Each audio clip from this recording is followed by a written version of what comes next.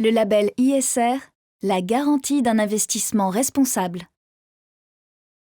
L'investissement socialement responsable, ou ISR, c'est investir sur les marchés financiers en achetant des actions ou des obligations. La principale différence avec des fonds d'investissement classiques réside dans la sélection des entreprises selon des critères financiers, mais aussi environnementaux, c'est-à-dire une exploitation des ressources raisonnée, comme une faible émission de gaz à effet de serre ou une consommation en eau limitée.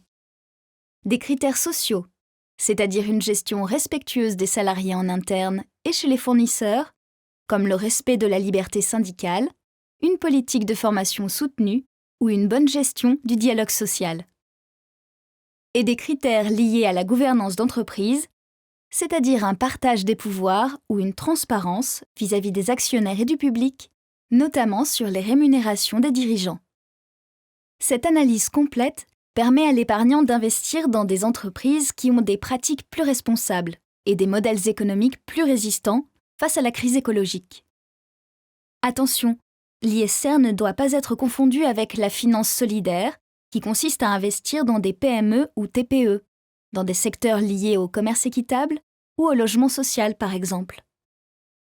Pour donner un repère aux épargnants et les aider à mieux comprendre l'ISR, Novetic, centre de recherche indépendant spécialisé dans l'ISR, a créé un label en 2009.